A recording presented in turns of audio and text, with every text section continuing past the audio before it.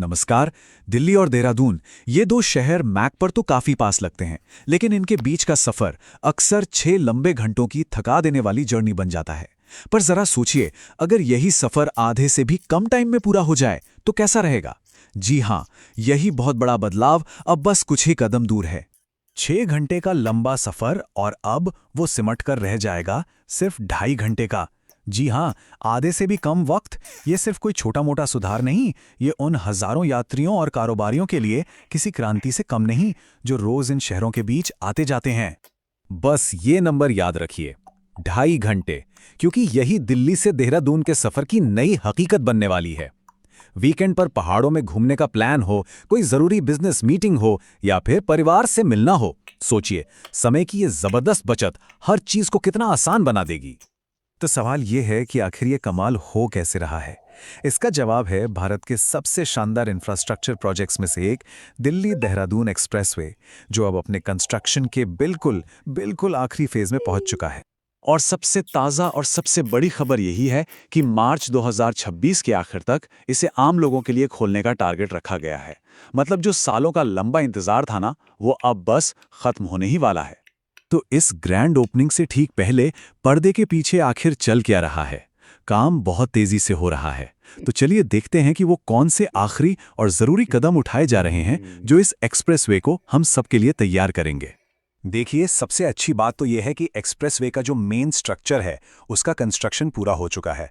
अब सारा का सारा फोकस है फिनिशिंग के काम पर, जैसे कि टोल प्लाजा को फाइनल टच देना, जगह जगह साइन बोर्ड लगाना और सेफ्टी के सारे इंतजामों को 100% पक्का करना। इसे शुरू करने का एक पूरा प्रोसेस है, एक तय प्लान है। जैसे ही फिनिशिंग का काम खत्म होगा, उसके बाद एक्सप्रेसवे पर कई दिनों तक ट्रायल रन किए जाएंगे। ये इसलिए ज़रूरी है ताकि सेफ्टी और ट्रैफिक मैनेजमेंट की हर छोटी बड़ी चीज़ को अच्छे से परखा जा सके। और जब ये ट्रायल्स कामयाब हो जाएंगे, तभी प्रधानमंत्री कार्यालय से उद्घाटन का टाइम फिक्स किया जाएगा। अब ये प्रोजेक्ट देश के लिए कितना अहम है, इसका अंदाज़ा आप हाल में हुए हाई लेवल इंस्पेक्शन से लगा सकते हैं। इन दोनों का एक ही मकसद है, ये पक्का करना कि उद्घाटन से पहले क्वालिटी और सेफ्टी के हर स्टैंडर्ड पर यह एक्सप्रेसवे खरा उतरे। अभी हाल ही में प्रधानमंत्री कार्यालय यानी पीएमओ के अधिकारियों और एनएचएआई के चेयरमैन संतोष यादव ने खुद खेकड़ा से सहारनपुर तक के पूरे हिस्से का जायजा लिया। इससे साफ पता चलता है कि सरकार के टॉप लेवल पर इस प्रोजेक्ट को कितनी ज्यादा अहमियत दी जा रही है। जरा इस टाइमलाइन पर गौर कीजिए, ये दिखाती है कि काम में कितनी तेजी आई है। दिल्ली से खेकड़ा तक का एलिवेटेड हिस्सा तो 1 दिसंबर से चालू भी हो चुका है और अब बस कुछ ही हफ्तों में पूरे एक्सप्रेसवे के खुलने की पूरी उम्मीद है। चलिए अब जरा इस एक्सप्रेसवे के रूट पर एक नजर डालते हैं। आखिर ये नया सुपरफास्ट कॉरिडोर कहाँ से शुरू होता है, कहाँ खत्म होता है, और सबसे जरूरी, रास्ते में ये किन किन इलाकों की किस्मत बदलने वाला है। इसका रास्ता एकदम सीधा और आसान है। ये दिल्ली के मशहूर अक्षरधाम मंदिर के पास से शुरू होगा और यात्रियों को सीधे सीधे हिमालय की खूबसूरत वादियों में बसे देहरादून तक पहुंचाएगा।